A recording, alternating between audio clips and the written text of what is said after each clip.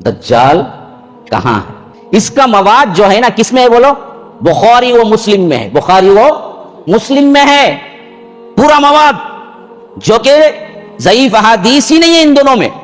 ہاں سنو، پہلی بات فاطمہ بنت قیس ان کی روایت مسلم میں تفصیل سے، بخاری میں بھی، وہ کہتی ہیں کہ اللہ کے رسول صلی اللہ علیہ وسلم نے ایک مرتبہ اعلان کیا الصلاۃ جامعۃ۔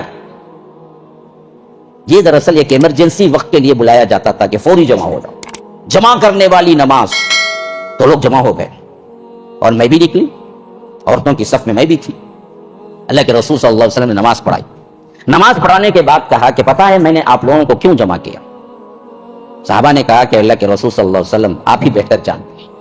فرمایا کہ اللہ کی قسم میں نے کوئی ترغیب اور ترہیب کے لیے تم کو جمع نہیں کیا، یعنی کوئی واعظ نصیحت کے لیے جمع نہیں کیا، بلکہ میرے پاس تمیم داری نامی ایک شخص آیا ہے جو کہ عیسائی تھا، اور وہ میرے پاس پہنچے، اسلام قبول کیا، میرے ہاتھ پہ بیعت کی، اور وہ ایک قصہ سنائے جو مجھے بہت پسند آیا، اور میں تمہیں جو دجال کی خبریں دیتا تھا اس کے بالکل موافق کی وہ باتیں، تو میں نے سوچا کہ وہ باتیں تم سب کو بھی سناؤں تمیم داری کے زبانی، اس واسطے میں نے جمع کیا۔ اس وقت تک حضرت تمیم داری آ کے اسلام قبول کر کے اللہ کے رسول صلی اللہ علیہ وسلم پہ بیعت کر کے صحابی بن چکے تھے۔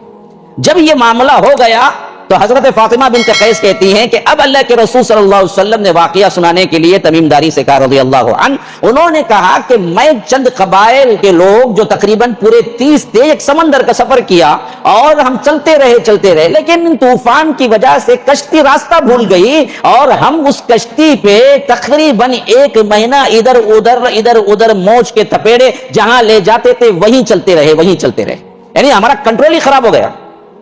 جہاں ہوا لے چلتی وہاں چلتے، جہاں سے پھر گزرتی وہاں سے، ایسے ہی ہم وقت گزارتے رہے، یہاں تک کہ وہ کشتی چلتی خود بخود ہی ایک جزیرے میں آ کے کھڑی رہی۔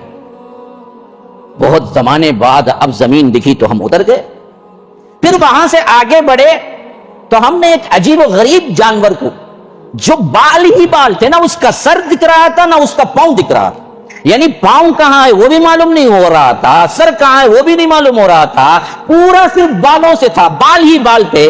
ہم نے کہا کہ کیا بلا ہے، تو ہے کون؟ اس نے کہا کہ میں جساسا ہوں۔ کہا کہ کس کی جاسوس ہے؟ کہا کہ چل ہم تم کو بتاتے ہیں۔ اب وہ لے کے ہمیں لے چلا یہاں تک کہ ہم نے دیکھا کہ ایک بندہ ہے جو بہت بڑے صندوق میں ہے، اور وہ صندوق میں اس بندے کو زنجیروں سے باندھ دیا گیا ہے۔ ہم نے کہا کہ یہ کیا بلا ہے؟ تو اس کے جواب میں خود اس نے کہا کہ میں کون ہوں یہ بعد میں بتاتا ہوں، پہلے میں جو پوچھتا ہوں وہ بتاؤں۔ حضرت تمیم داری کہتے ہیں کہ ہم نے کہا کہ پوچھ۔ اس نے ایک جگہ کا نام لیا اور پوچھا کہ دیکھو وہ باغ میں ابھی بھی پھل ہو رہا ہے۔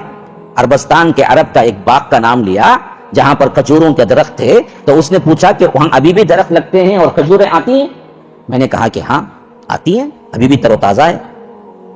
پھر اس کے بعد اس نے ایک نہر کا نام لیا، کہا کہ ابھی اس نہر میں پانی ہے؟ کہا کہ ہاں پانی ہے ابھی بھی۔ پھر پوچھا کہ ایک نبی آنے والا تھا عربوں میں، کیا وہ آ چکا ہے؟ کہا کہ ہاں، کیونکہ وہ سن رکھے تھے، عیسائی تھے نا، ایمان تو نہیں لائے تھے، لیکن ان کو پتا تھا اللہ کے رسول صلی اللہ علیہ وسلم آ چکے ہیں۔ ہاں تو انہوں نے کہا کہ ہاں آ چکے۔ لوگوں نے کیا کیا؟ لوگوں نے اتباع کی۔ تو اس نے کہا کہ ان کو اتباع کر لینا ہی اچھا ہے۔ کون کہہ رہا ہے؟ انہیں جو صندوق میں جکڑ کے۔ پھر یہ سوالات ہو گئے تو اس نے کہا کہ پتہ ہے میں کون؟ میں دجال ہوں۔ میں اس واسطے پوچھا کہ یہ نشانیاں جب ختم ہو جائیں گی تبھی میں آؤں گا، ابھی میرے نکلنے کا وقت نہیں آیا ہے۔ یہ چیز جب تمیم داری اللہ کے رسول صلی اللہ علیہ وسلم سے سنائے تو اللہ کے رسول صلی اللہ علیہ وسلم نے تکذیب نہیں کی، جھٹلایا نہیں، تو نے کیا کیا؟ غلط دیکھا، بلکہ کہا کہ میری جو باتیں میں پہلے سے تمہیں بیان کرتا تھا اسی کی تصدیق تمیم داری کا واقعہ بھی کر رہا ہے۔ تو دجال ہے، موجود ہے، کسی جزیرے میں جکڑا ہوا ہے اور انتظار میں ہے، خروج جب ہوگا حکم تب نکلے گا، اب خروج کا حکم نہیں ہے تو اس واسطے وہ نکلا نہیں۔ اچھا حدیث کے الفاظ آخری میں دیکھ، پھر اس کے بعد اللہ کے رسول صلی اللہ علیہ وسلم نے کہا کہ مجھے گمان تھا فلاں جگہ ہے فلاں جگہ ہے، لیکن اصل میں کیا ہے؟ مشرق میں ہے، مشرق میں ہے۔ گویا کہ اب نزول وحی کے اعتبار سے بات حتمی ہو گئی کہ پہلے جو بتایا تھا ادھر ہے یا ادھر ہے، وہاں سب نہیں ہے، دجال کہاں ہے؟ مشرق میں ہے، مشرق میں ہے، مشرق میں ہے، یوں اشارہ کر دیا۔ اب مشرق جو کوئی آتا وہ پورا ہمارا ایشیا مشرق ہے، اور جدھر اس وقت بتایا گیا اس کی تعین کیسے کریں گے جی؟ وہ مشرق میں ہندوستان آتا ہے، بنگلہ دیش آتا ہے، پاکستان آتا ہے، افغانستان آتا ہے، ایران آتا ہے، کہاں سے آتا ہے؟ کیونکہ مشرق مشرق مشرق بولے۔ اب یہ بات تو معلوم ہو گئی کہ دجال ہے، پیدا ہونا نہیں ہے، پیدا ہو چکا ہے، کسی جزیرے میں قید ہے، وہ مشرق کی طرف جزیرہ ہے، وہ بنی آدم سے ہے، دوسرے احادیث کے ذریعے سے معلوم ہو گیا، وہ نسل انسانی سے ہے، انسانوں کی طرح ہی ہے، پیدا ہوا اور وہ ہو چکا ہے، اور وہ دراصل کیا ہے؟ اللہ کے حکم سے خروج کرے گا۔